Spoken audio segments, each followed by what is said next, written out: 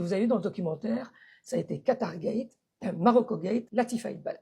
Je veux dire, aujourd'hui, on ne remet pas en cause l'Alsace-Lorraine. Le Sahara occidental est-il marocain? Question épineuse, une question identitaire géante autour de laquelle gravite une constellation d'intérêts économiques. Le sous-sol du Sahara occidental est riche, très riche. Riche de pétrole, mais pas que. Il abrite à lui tout seul 69% des réserves mondiales de phosphate. À quoi sert le phosphate? Il sert à la production d'engrais industriels, mais pas que. Il est de plus en plus utilisé dans la fabrication des batteries électriques. Et ce n'est pas tout. Le Sahara occidental possède 1200 km de côte. Avec son voisin mauritanien, détiennent des eaux les plus poissonneuses au monde. Et la base du conflit repose une fois de plus sur une histoire de colonisation. Les Espagnols, les Français, se sont partitionnés le Maroc, ou du moins ce qui est vu comme étant le Maroc actuel, laissant derrière eux, comme d'habitude, le chaos administratif, ethnique, un flou territorial dont seuls les colonisateurs avaient le secret. Au fil du temps, les tensions se sont exacerbées,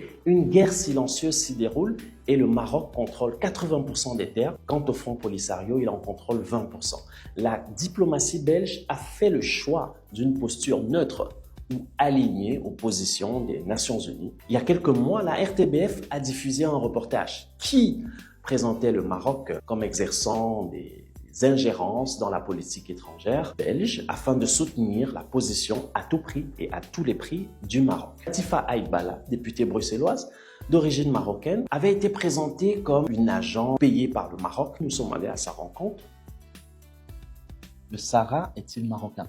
Et pourquoi précise-t-on que le Sahara est marocain ou n'est pas marocain? Pour moi, il est éminemment marocain, historiquement marocain, juridiquement marocain. La conception de la souveraineté telle qu'on l'entend en réalité en Occident n'est pas forcément la conception de la souveraineté que l'on entend dans toute une série de pays africains et en particulier au Maroc. J'ai compris la question du conflit à un moment donné où j'ai justement moi-même fréquenté les instances internationales. J'ai intégré à un moment donné le Conseil des droits de l'homme à Genève, j'ai suivi les travaux de la Commission internationale des droits de l'homme. Et là, je me suis rendu compte qu'il y avait effectivement un lobby anti-marocain.